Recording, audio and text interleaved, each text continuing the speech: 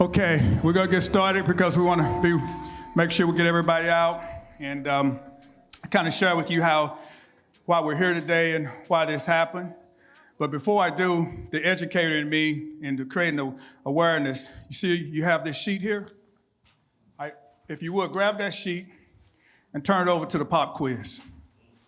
All right, this pen should be a pen in front of you, in front of your seats. You have a pen. Okay. Take this little quiz. The pen's in the back. Anybody need I have some pens up front if anybody needs a pen. I think there should be plenty. All right, so I want to let you realize the epidemic that we're dealing with. Numbers don't lie, and together they tell a story. And so this is facts. This is not feelings. Feelings are not facts. Facts are facts. So before we get ready to start, I want you to go with me for the first 5 questions, okay? This is, we created this organization because on September 27, 2012, as I was finishing up coaching football with my son, at Tropical Smoothie, which you just ate a sandwich today, I was sitting there with my boy, and I got a call from my assistant at Arkansas Baptist, said, "You need to get to campus right away. One of your students have been murdered." And I said, "What?" She said, "They're waiting on you." So I tell Justice, I remember it. It's just brain in my head. He had a sunset smoothie, and I told him, "Get it, let's go." He had a Chipotle chicken sandwich, and I said, "Hey, you have to eat that at home." So I ran home, dropped him off at home, immediately ran down to 621 Dr. Martin Luther King Drive. As soon as I pull up, I see the tape, I see everything. Derek Olivier, who's freshman from New Iberia, Louisiana, first-time generation college student. Parents had given him an opportunity, said, "You have 2 choices. You can't stay at home. You either go to the Army or you go to college." His folks brought him to Little Rock, dropped him off, and at 7:27 p.m., I had to notify his Mother Alma Olivier, that Derek had been murdered across the street from Arkansas Baptist College, changing a tire for a young man, for a stranger that he didn't know. Being a Samaritan, somebody had a flat tire. He was around a group of guys, and somebody came and emptied a 9mm clip, hit Derek 3 times. He stumbled back across the yard and died and bled on campus. The next day, we had a memorial service, and I asked all of my students to stand up to see who had been impacted by gun violence. 90% of our students stood up to let you know what we're dealing with in our society. Derek's mother told me, she said, "You know, had he went to the Army, I would expect it for him to die, but I sent my boy to you, and you bring him back to me in a box." I was going to go back in coaching after my son graduated, but God has called me into this war to save our sons. And we can't be silent about this anymore. This is an epidemic in our community. The number 1 cause of death for black males aged 1 to 44 is homicide. All right?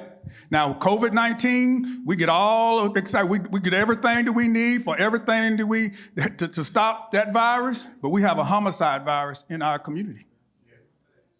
And we have to get creative in stopping it.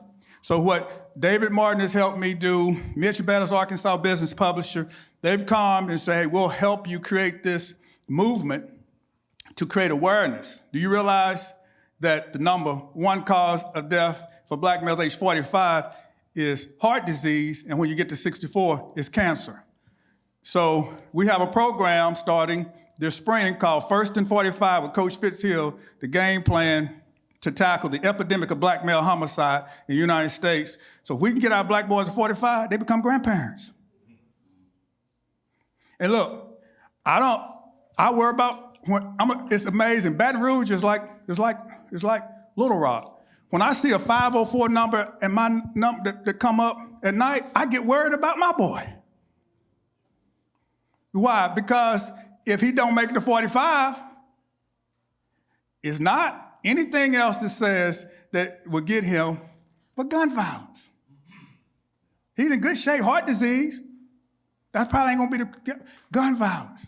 You realize today, 30 black males will be murdered today in the United States of America. Now, we talk about all of these mass shootings. It's a mass shooting. It's 30. It's just in different places. And I can tell you almost to the T where it's going to take place. It's not going to happen in North Dakota. You can almost know with a great deal of certainty where it's going to take place. So I was able to meet the two ladies today, which we studied MAD, Mothers Against Drunk Driving, and we look at how mothers took that initiative and changed the death rate of vehicular homicide 50%. Do you realize last year we got Pulaski County Sheriff's Office here we're working with, that we had 16 teenagers to commit homicide? Not even 18 that's locked up right now? You know what our goal is? To reduce that by 50%. You know how many families that would be? So think about this question right here. How many black males have been victims of homicides between 1950 and 2019? Circle that. Number 2, what is the total number of Americans killed in battle during World War I, World War II, Korean War, Vietnam War, and Desert Shield, Desert Storm? 3, and don't worry about if you flunk it. I got a remedial class, okay? You can be in Tyrone special ed. Number 3, what is the number 1 cause of death for black boys aged 1 to 12? Number 4, following the passage of the 1964 Civil Rights Laws, which of the following percentages represent the increase of homicide of black males during 1970 to 79 versus 1960, 1969? Number 5, approximately how many black males were murdered every 24 hours in the U.S. in 2020? Okay? Now, and 6, approximately how many black males were murdered in the U.S. in 2020? 7. We're going to go over these, so just you don't have to just get in detail. In the United States, what is the average conviction rate for those who are arrested and charged with murder? 8. Black males are less than 7% of the total United States population. What percent of U.S. homicides are committed against black males? 9. The wounding of black males during incidents of gun violence is very common in the United States. On average, how many black males are wounded annually by gunfire? And 10. In the U.S., what is the average minimum cost associated with each gun injury requiring hospitalization?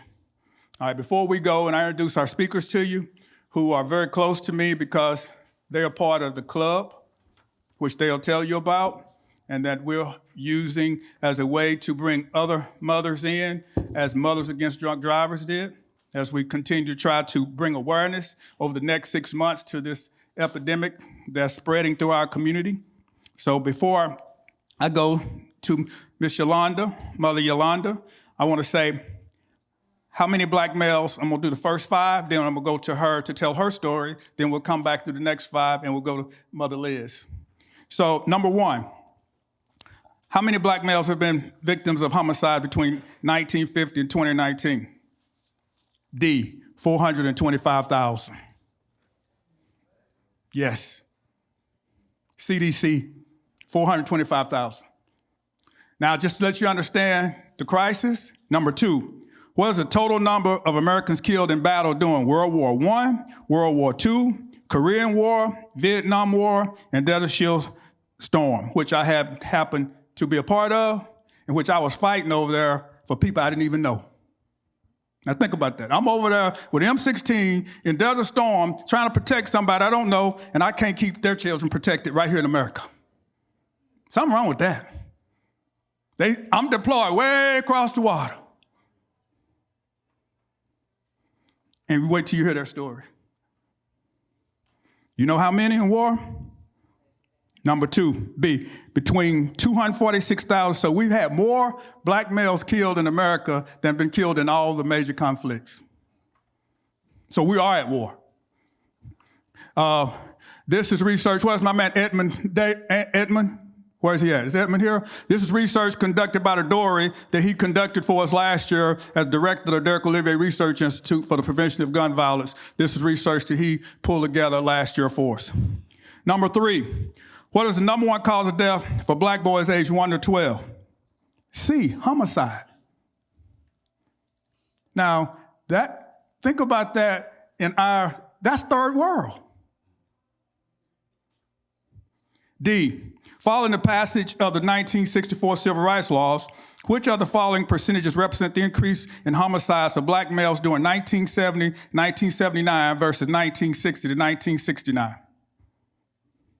81%, A. See, there's a lot of stuff in there.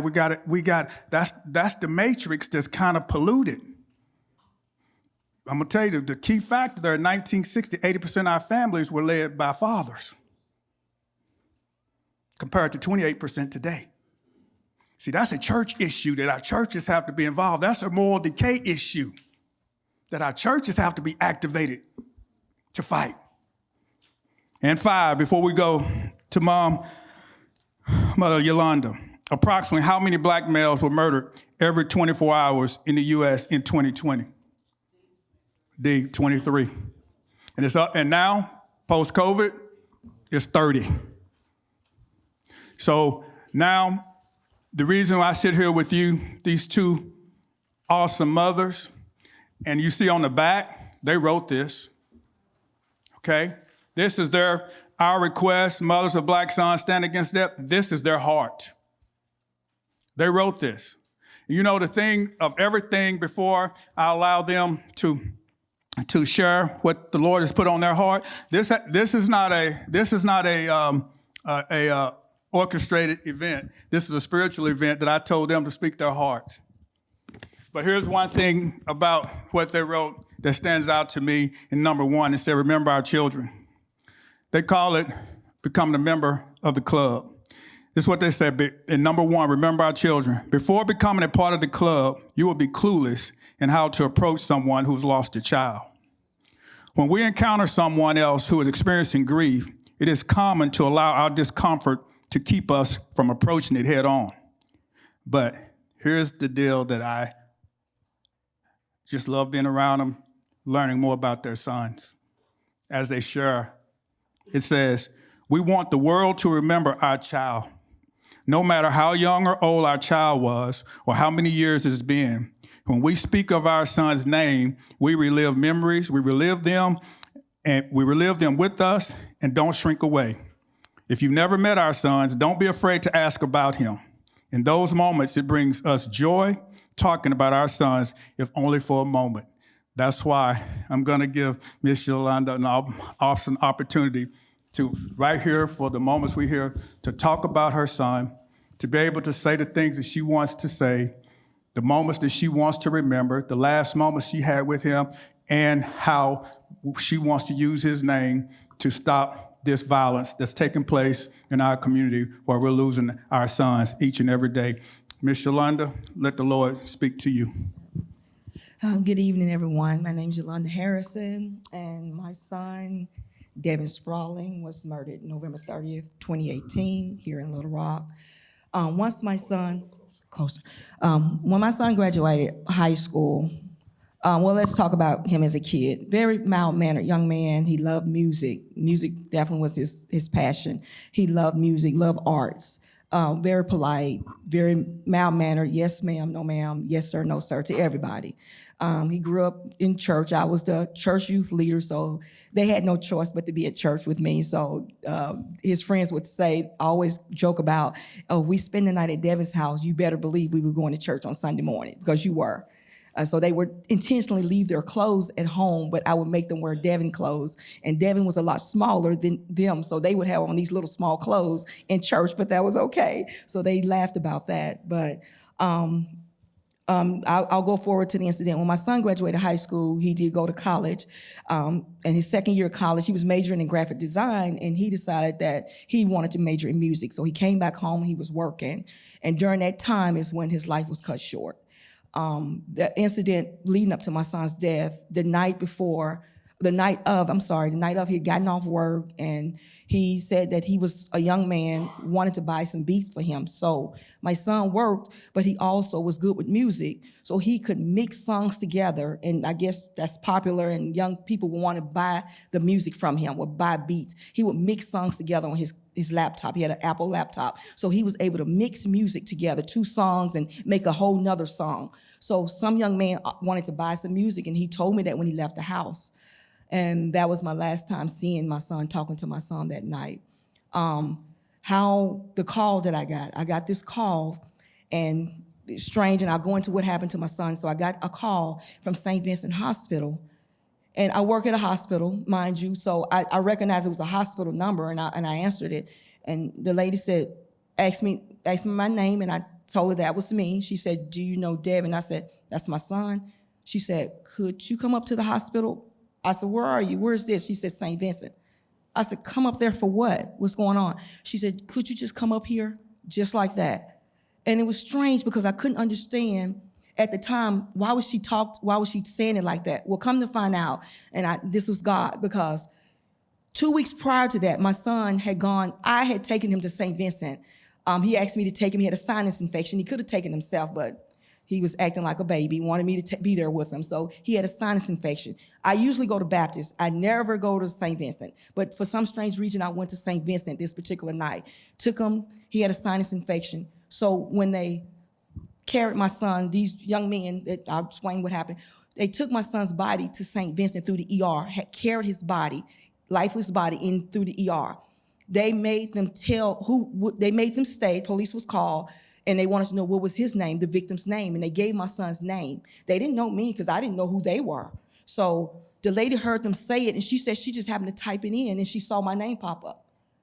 I was there 2 weeks prior in the ER. So she just assumed it was me. She wasn't sure. She was taking a chance, and it was me. So that was just God working and that's how I was notified. Because other than that, my son would have been a John Doe until I would have found him. So I'll back up. The night of the incident, supposedly, I guess this is what happened. The young man, my son, was there making a beat, and they said that they were celebrating my son, what beat he made, and the young man said he picked up a gun off the table. One of the young men, there were 6 young men, including my son. He picked up a gun off the table, and he said he was excited, he was celebrating, he thought it was a fake gun, and the gun went off. And this is what he said. And, well, it was more to that story, because I was under the impression that he was waving this gun in the air, and it just went off in the air, and a bullet hit my son. No, according to the coroner's report, the autopsy, that my son was shot point blank in the back of his head. So when we got to St. Vincent, when I got there, I walked through the ER and I saw crime scene tape and I saw blood. I said, oh, something happened to someone. Being oblivious, I thought maybe my son was in a wreck or something, like a minor accident. So when I got in there, the police officer immediately, when I told them my name, they grabbed me and took me to this room with a chaplain. I work in the hospital, I work in the ER. I know that room. So I walked in, the chaplain walked in, I stood up, he said, have a seat. I said, no. I said, talk to me. I said, I work in the hospital, I know when the chaplain comes in. So I didn't sit. So the doctor walked in, she had blood on her and she was very distraught. The doctor that walked in was a female. And she shook her head. I said, what's going on? I said, what's going on? I said, where's my son? She said, they still working on him. I immediately went into this mode. I work in ER, so I went into work mode. I said, I want to go in there. And she said, no, well, you cannot go in there while they're working on your son. The chaplain said, let her go. I went in there.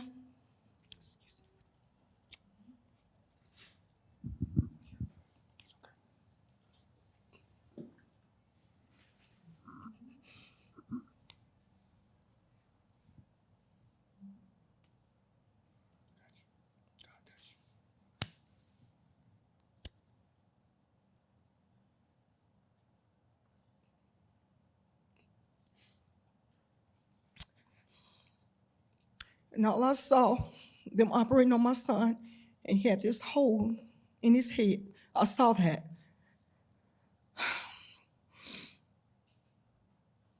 So that was my last vision of my son, with this hole in his head.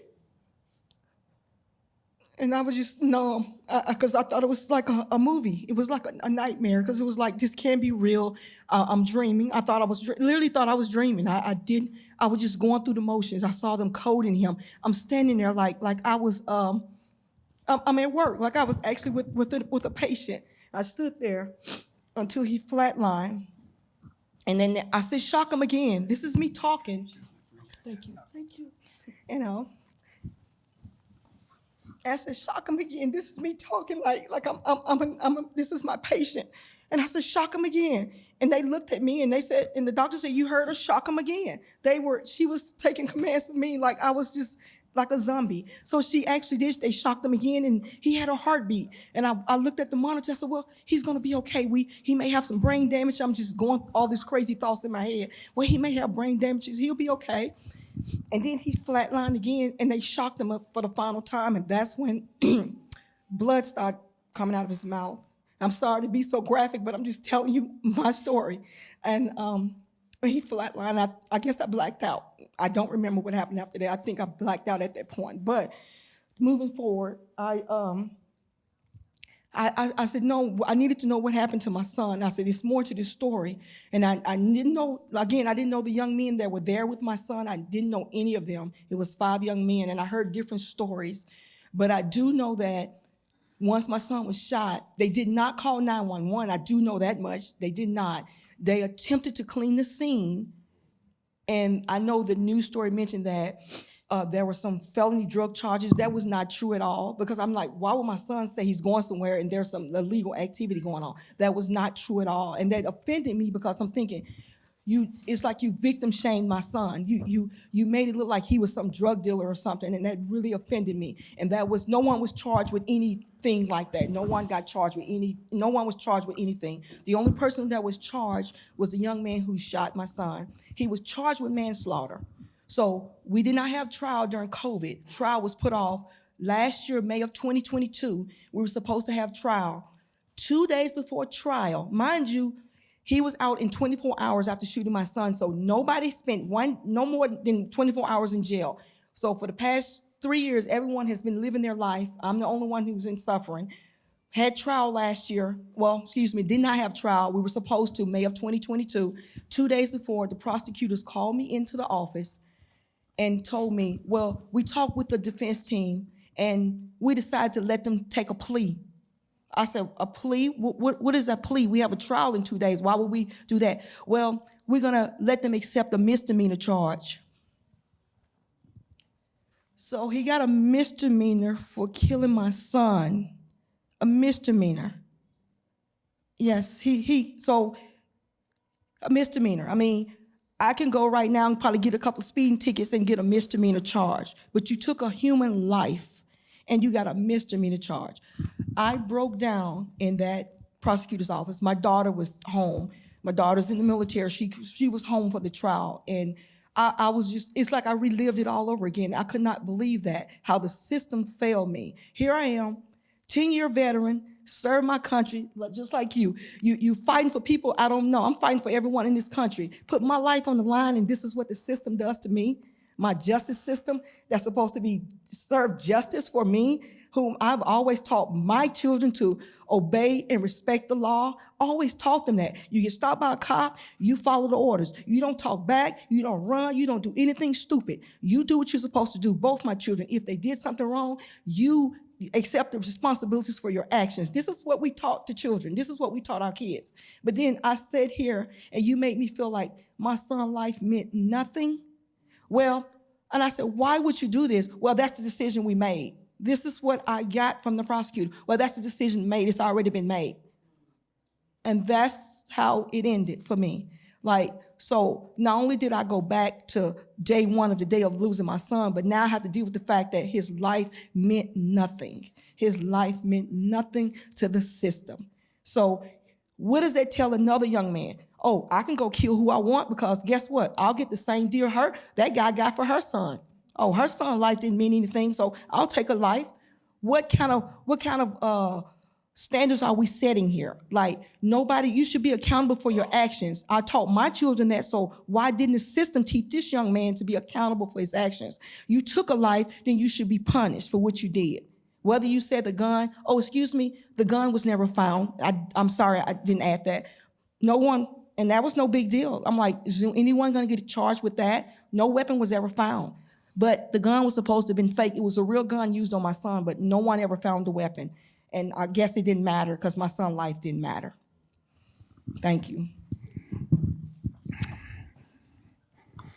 So As you can see, her son. It could be my son, your son. It's going to be 30 sons like that today. 30. So I want you to let that sink in. You know why? Because silence is violence. We don't say nothing. Okay? So it's an epidemic that continues to grow. This is why we have to tell the story, to create awareness. My dad died of cancer. The reason he died, he had cancer, didn't even know it. When he found out, it was too late. That's why we have to continue to bring this to the surface. Number 6, approximately how many black males were murdered in the U.S. in 2020? D, 8,400. In the United States, what's the average conviction rate of those arrested and charged with murder? C, 66%, which means that on any given time, we have 34% perpetrators of homicide still out. 8, black males are less than 7% of the total United States population. What percent of the U.S. homicides are committed against black males? 56%. So here's the silver lining. It's only 2% that we have to transform. And that's what we'll be working with Turtle, Charles, and Charlie Mack when we do our in April and Saving Our Sons on how we change their lives. Because how this is done, the mentoring programs that we have here with the gentlemen here who are helping us with the intervention programs with Pulaski County Sheriffs, how we're trying to have wraparound service with the Department of Education. We can't suspend kids and send them back to the environment that caused them to act the way they're acting and then think they're gonna be okay. That's like going to the doctor and say, you got a stomach ache, and they look at you and say, well, go home. That's what happens when we go to school and they suspend a kid. You send it right back home without treatment. See, that didn't happen in the 50s and 60s. We got to analyze why. Number 9, the wounding of black males during incidents of gun violence is very common in the United States. On average, how many black males are wounded annually by gunfire? D, 24,000. All right, so that's the 84 you bury, the other 24,000, which then 10. What's the average cost of that? It costs more to take a young man to the hospital than $583,000. So the annual cost of homicide to investigate is $500,000. So we're losing. We're losing. So that's just for you to take that with you. You can take some extra, and I want to go now and let Mother Liz share her story. And we'll take a few questions. They'll be here, but we're just starting our church. I told Pastor Bronson, I want to be a refuge for these mothers, to bring them together, to support them. I was Officer Major Dyer, Officer Moore, been working with. We want to facilitate this within the Little Rock Police Department, because when we find out that these people have fathers and brothers murdered, and these little kids who go to school, they go there, they're acting out, they're dealing with trauma, dealing with so many things. And then it was just like Major Dyer called me and said, listen, our city serve, he said, I got 6 families I need you to get toys for. And this is what he told me. Stand up, Major Dyer. This is what he told me. He called me, he said, with city serve, he said, I got 6 families out here, you got some toys. He said, if you don't get these family toys, I'm gonna probably have to arrest these individuals. He said, can you help me? And you know what happens when you rob, some things happen. So it's going to take this whole community effort to change this system of violence that we're having. And we're telling stories so you can see the impact of how a person who's not intended, or whatever reason with guns, how the lives is taken. Mother Liz, you have the floor. Thank you. Hello, everyone. My name is Elizabeth Jones, and I am the mother of Kentarius Peanut Scott. Growing up as a kid, Peanut was always happy. He came into the world as a happy baby. He never cried. You know how kids come out and they cry? He never cried. We couldn't get him to cry for some reason. Very adventurous kid. He loved insects. Um, he always kept a frog underneath his bed. Uh, he loved birds. Um, there wasn't a day that I went outside and there wasn't a bird's nest with a bird inside of it. I don't know how he caught a bird. To this day, I still don't know how my son caught a bird, but he managed to catch so many birds, um, as a kid. Sweet kid, very mild-mannered, respectful. Yes, ma'am, no, ma'am. Even in the text message exchange, it would always be yes, ma'am, no, ma'am, always. Um, I'm a native of Forest City, Arkansas, just as Miss Yolanda. We came here to the Little Rock area um, to where my son attended Philander Smith College. He began his major in criminal justice, just as myself, but he changed it within the last year to business. Um, Growing up as a kid, my sister can attest to that, we were in church 7 days a week. That was instilled in us. But I used to always hear my mother say, on your wellest day, you're sick enough to die. And I'm sure some of you have heard that statement before. So I didn't know what that meant. I never understood what that meant. I said, well, what is she talking about? On your wellest day, you're sick enough to die. So I guess on August the 29th at 11:12 p.m., 2020, I learned what that meant. My son was well, but he died. I got the call. I was laying in bed. This fiance ran into my bedroom and says, Mama Liz, get up. We gotta go. I said, well, what's wrong? She said, just get up. We gotta go. Um, she said, something's happened to Peanut. And I said, well, okay, what's going on? She said, I don't know. I just got this call. Something's happened to Peanut. So I got up, no wig. Went out the house just as I was, didn't care. So we got into the vehicle. I lived in North Little Rock, so we headed out to Twin Peaks. Phone ringing, her phone's ringing. It began to rain as we got there. Hot summer night, it began to rain. So she's driving to me slow, and I'm like, Regine, please, speed up. So we get there, yellow tape. So I saw a crowd, just a crowd of his friends. He went out with his friends, his fraternity brothers. He was a Kappa. He went out to watch the game, to which I was supposed to go with him, but I fell asleep that night. But he ended up going out with his friends to watch the game and just, have some fun, normal night. But when I got there, I was met by one of his friends, and nobody would tell me anything. So I could hear them whispering, she needs to know, this is mom, she needs to know. And I said, well, Nick, what's going on? Somebody tell me what's going on. And he's, crying, all hysterical. I said, Nick, what's going on? Where's my baby? And he said, Mama, he's over there. And I said, well, let's go, let me go see him. So the police stopped me and said, I said, no, that's my baby. I need to go see my baby. And I said, Nick, make the move. I need to go see my baby. And he says, Mama, no, I'm sorry. He didn't make it. I said, what do you mean he didn't make it? What do you mean he didn't make it? He said, Mama, he didn't make it. He was shot. He didn't make it. I said, no. He's going to be okay if you let me go see him. As a kid, you know how you tell your child if they fall, they get a scratch, and you kiss it, and you blow on it, and for some reason it goes away. The pain goes away.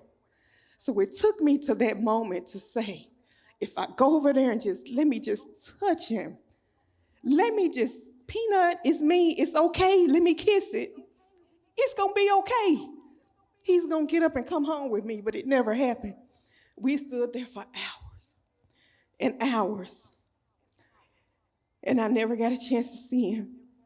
I remember them driving away with him, and I still didn't know anything. I knew absolutely nothing. And it's like no one would tell me anything about my son.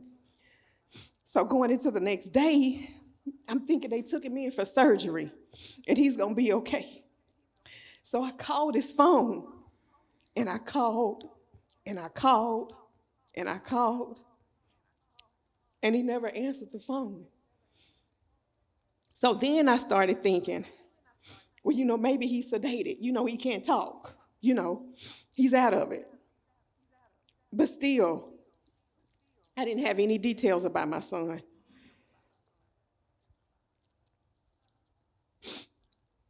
I remember a house full of people, but I still had no information about my son. So I remember my son here, coming to get in bed with me. And he said, "Mama, I'm so sorry because I know that was your baby. And I'm so sorry." And I'm going, "What's going on?" And I learned that he was killed. He was shot and killed.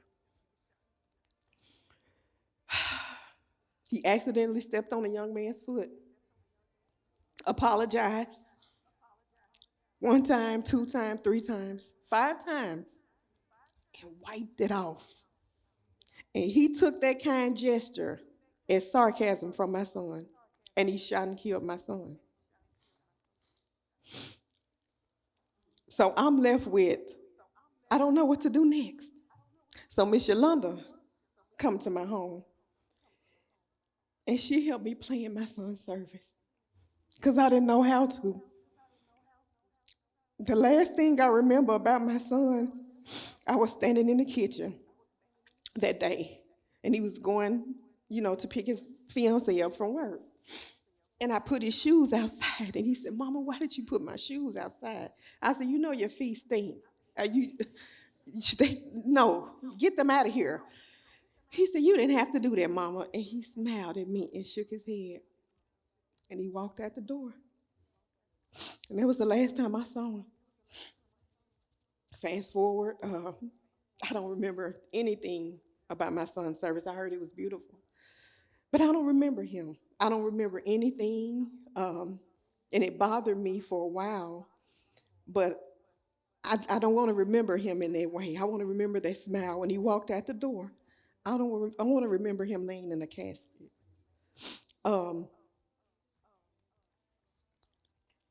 Get to the trial. We had trial April. It lasted about 2 weeks, a week and a half or 2 weeks. April of last year, May. So I came face to face with the boy who took my son. He wasn't apologetic. He blamed my son. And he had the nerve to say a high school injury kept him from wanting to fight my son. So he shot him. So he decided to use a gun to shoot him instead of fighting him. Just like Miss Yolanda, no justice was served.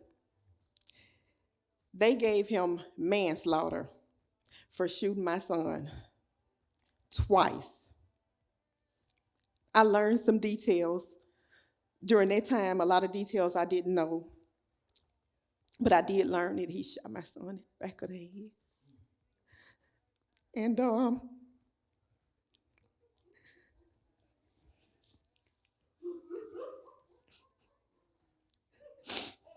it still doesn't seem real today.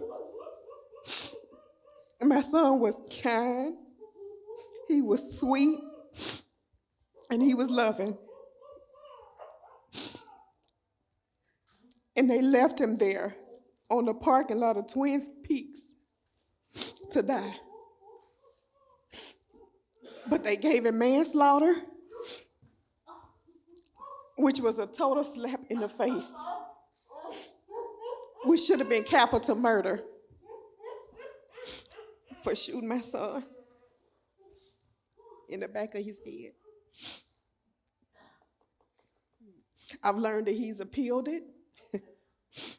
He's not happy with those charges, and he doesn't believe that he should have been charged. It's been very hard. Very hard. Not a minute, second goes by that I don't think of my son. Anyone that has came encounter with my son can attest that he was a bright, beautiful, loving, just kind soul. His favorite color was orange, which represents survival, hope, and sunlight. And again, I learned what it meant when it said, my mom used to say, on your wellest days, you're sick enough to die. So on that day, August 29, 2020, my son died.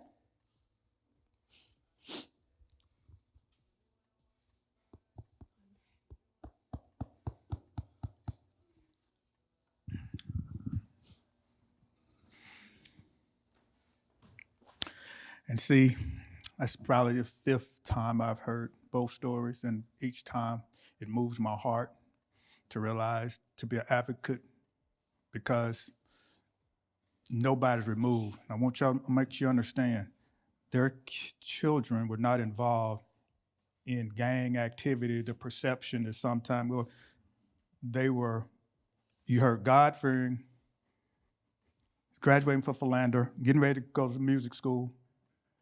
So to think that it won't happen to anybody is why we know that it can happen to anybody. And so our outreach here is to support. We had 119 homicides in Pulaski County last year. So probably 90% of those, which I'm still, have mothers. So that's in addition to the club. Those have children that have trauma. And so if you've been in therapy like me, you realize this is therapy for them to tell their story, because they want, even in the midst of the pain, and that's why it's called leadership and faith. So I'm gonna let each speak a moment how they, each and every day, continue to share their faith in their workplace, in the pain that they have, which is just a role model image of Jesus. Miss Mama Yolanda, share how you know how they feel. How do you do that? How do you share your faith every day? I mean, where does your strength come from? God. I mean, if I didn't have God and surrounded by people who, praying people that believe in God and who love me and love God and have covered me, I wouldn't be sitting here today. I can tell you that right now, because I was at my darkest. I was. And only God brought me through this. Only God. And you have to have faith to make it through this. Because if not, you're not going to make it. You can turn to drugs. I mean, I've literally met moms who didn't have that support, who did turn to drugs, who did turn to alcohol, who even attempted suicide. Because you go there. You're in the darkness. So you need God. You got to have God. You got prayer, plenty of prayer. Surround yourself with people that are praying people. Keep yourself involved in the church. Keep positive attitude. It's hard to do that, but keep positive people around you. And definitely counseling. I would not have made it either without therapy. And I've met so many who cannot afford counseling. I was, blessed to have 2 insurances that I was able to get the best counseling. And look at me now. I mean, even with that, listen, that doesn't stop my pain. I couldn't imagine someone who doesn't have counseling. And there are so many out there. Out of that 119, probably over half never had counseling. I couldn't imagine that. And then they have smaller children. I don't have any smaller children, but those smaller children not getting counseling have to go to school. I couldn't imagine. I work in a hospital. I see death every day, and look at me. Don't tell me about what losing your child can do to you. It's the worst. There's nothing in life I think that I would go through that's worse than this. So I'm letting you know that it takes a village. We have to stop. There's so many moms that's feeling like I'm feeling, but yet they never had the counseling I had, the experience with death that I've had, and I'm a mess, and God knows I know they're a mess. So they need help. My heart goes out to any small child right now, any family who's grieving right now. I think about that every day. Like, they don't have any counseling. These children have to go to school, and then guess what? Teachers say, oh, he's being bad. He's a troubled kid. He may have just lost his sibling.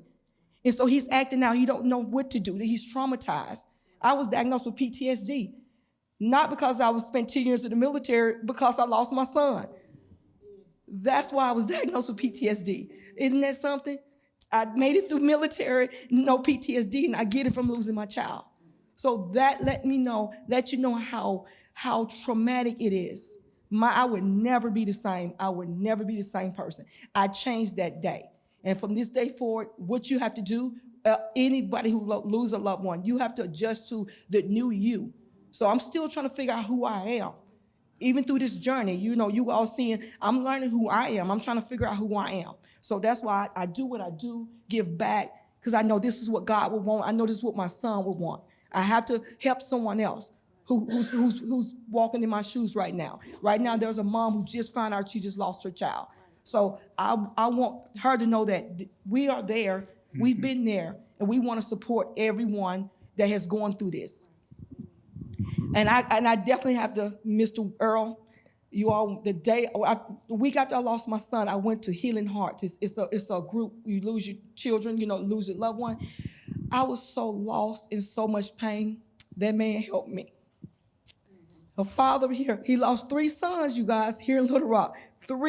All 3 of his boys were killed here in Little Rock. That man helped me. He helped me get where I am today. Thank you, Mr. Earl. And lastly, as we go, Mother Liz, struggle your faith, and this is leadership in faith and how God gives you strength. And I know you struggled and considered suicide. Yes. Absolutely. Just to piggyback off what Miss Yolanda said, it's a struggle. It's still a struggle. I'm not okay. I'm not the same person. I don't expect to be the same person. Learning to adjust to the new person that I am. I tried counseling, but he was more emotional than I was. So, and I just thought leaving out of there, that's not going to help me. I tried every tool to try to hurry through this process. And I learned that there is no time frame on grief. There was nothing. I tried everything from NyQuil, oh my God, I've so many NyQuil, just everything, and it still didn't help. And I skipped over the one thing that's always been there, and it's been God. It's been God. Revenge was never, it was a thought that crossed my mind, but my weapon of choice was prayer. Praying woman. But I found myself unable to pray during this time. I couldn't form a prayer. So I would find myself sitting up saying, Lord, just help me. Just help me through this moment. Through this, just let me get through it. I didn't want to live anymore. That was it for me. I was done with life. I was angry, very angry with God. I questioned him. God, I did everything right. I served you. My son was a good kid. He was not in the street. He was I taught him to obey the law. And I knew that I instilled it in him. His father is military. So he has the tags, the military, disabled tags on his vehicle, which would allow him to park in a disabled parking space. So we would go to Walmart and he would pass it by and I'm like, handicap? Mom, I'm not handicapped and you ain't either. We walking. I said, well, let me out at the door. Cause I'm not parking way down here. But anyway, I instilled, so that's what let me know my son obeyed the law, even when no one was looking. So I know. But my choice of my weapon was prayer. It was prayer. That's the only thing. And I learned it didn't have to be a long prayer. God help me. Peace be still. Because I wrestled with, oh my God, he got away. He killed my son. Why my son, Lord? He was a good kid. You let him get away. And I put so much focus on this young man and wanting him to, pay for taking my son's life until I lost focus of what it should have been on. If you just trust me, I got you. All you have to do is just trust me. Continue to trust me. And he never left me. He said, I'm waiting for you. I've been watching you run around, do this, sleepless nights. I never turned to alcohol or drugs, thank God, but I did. Melatonin. I would go through a whole bottle of melatonin in 2 days. I would take about 10, 12 melatonins to help me sleep, and I still didn't sleep. And if I did, maybe an hour or two here, and I would just jump up out my sleep. And it was just heavily, making pay. But I had to finally settle down and go right back to what was there all along. God. That's it. That's it. Revenge? No, that's okay. It's okay. And I had to tell myself, it's okay. Even if I never receive an apology from him, it's okay. It's okay. So I know he lives within me. And my son wanted me to be this way. After falling asleep, I had a dream about my son. And he appeared out of nowhere. We were in this small space. And when he walked up to me, I fell to my knees. And he held his hands out for me to put my hands in his hands. And he said, Mama, it's okay. He said, you know what you got to do. You got to forgive. You got to forgive. And in that moment, I said, but son, he said, no, I know what they did, but you got to forgive. So with him, I feel coming to me in my dream, letting me know, he knows what I've been wrestling with. And my son was just that person, sweet, willing to forgive. So with this one, I'm learning forgiveness. I'm learning what it truly means to forgive someone, even if they don't apologize to you. It's okay. It's okay. But prayer, I've learned it's not a long prayer. Lord, and I get up and I do this every day. Lord, be with me today. I feel much better. I'm in a much better place. I was in a very dark place. I didn't go out of my room. I didn't want to talk to anyone. I didn't eat. I didn't shower. Anything. I didn't care how I looked. I almost lost my job of 15 years. I've been with the state 15 years, federal employee with the United States Post Office. I gave up on everything. But I had to realize I have another son. I have a daughter who needs me. I have family, friends who love me. And it's okay. It's okay. I had to lose my son in order to get closer to God. I had to. So for me, I'm still a work in progress. I am. But I'm not in that dark place to where I feel like suicide is the answer. I'm not anymore. And I owe it all to him. All to him. My trauma didn't make me stronger. I want you to understand. No, it didn't. It traumatized me. I made myself stronger by still having my faith in God. That's where it came from. The only place that it came from, not counseling or a bottle. No, it came from God. Only from him. So I give him all the credit, and I ask him to continue to help me. I still ask for help those days to where nothing seems to go right. I fall back and say, Lord, I need you again. Please help me. So that's been my weapon of choice. Prayer. Let's give a round of applause for these strong mothers. So our goal as we continue, we continue on. As the next phase of this will be our mentoring programs that we have. Brother, that we'll be working with, we'll be presenting them next time which to prevent this from happening. This is focused on the mother, so we're looking at strategically how we can stop this by getting involved in the lives. Because if you look at the first decade of the lives of these young men who are committing murders in the second decade of their lives, it's because of their environment and their experiences that we as a church must get involved on the front end.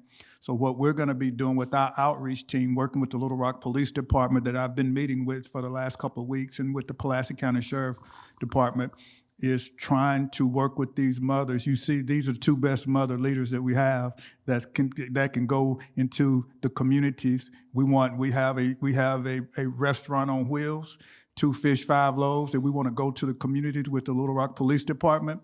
We want to go with them. You heard what they said, the therapy that they don't have. Our community got to provide that.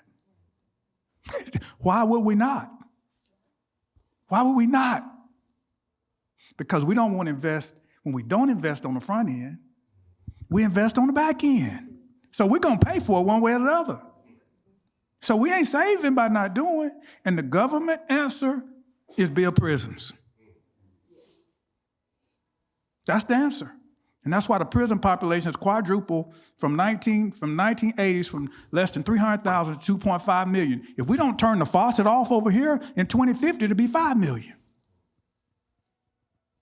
So, but we mothers, we want to provide that support group to let the mothers come here with them and to provide that support for them, because we want every mother to get the support that they have, because if they don't, the consequences are negative, to move on, to partner with the Healing Hands for those to bring in the food, provide, to give therapy to the kids that need it.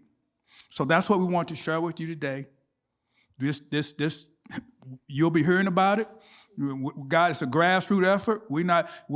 God will provide for everything. We're not going trying to get $1 million grant. We're doing this is our Red Sea for God to open. Moses wasn't an engineer, but he was faithful. And he walked up to the sea looking crazy, and they said, "What you doing up there?" He said, "I'm being obedient. I'm being obedient." And that's what we're going to do. And God has already given us the vision, and come with that will be the provision, because of how God's going to do it. These are our leaders. We're here to support them and the other mothers who join the club on a weekly basis here in Central Arkansas. So as we close, I'm going to ask Pastor Robert Upshaw, our pastor here to downtown, to come close us out in the word of prayer. Would you, Brother Robert? Anything you want to say? Let's pray. Dear Heavenly Father, you hear the hearts. You watch. There's nothing that goes before you that you don't already know it's going to happen. Father, it wasn't until the Israelites finally cried out to you and you responded in a mighty way. Father, we, your people, are crying out to you. And our hope is in you, Lord. It's not in our abilities to think and build up programs. It's to put our trust and hope in you. And Father, lives don't change until hearts change. And it's through your sweet spirit that hearts change. And Father, I pray as we go forward, we would put our trust in you and believe that you're able to overcome anything that we're going to face, anything that the evil one wants to throw at us, that we can trust you to get us through it. Father, I ask blessings over these two moms. Father, I can't even imagine what life would be like without our kids. Father, hold them up. Love on them. Wrap your arms around them. Continue to bring people in their lives to hold them up, Lord. Father, we need direction. We need wisdom. We need knowledge. We need your hand of grace to see a change in our communities. We love you. We give you praise. And we ask these things in Jesus' name. Amen.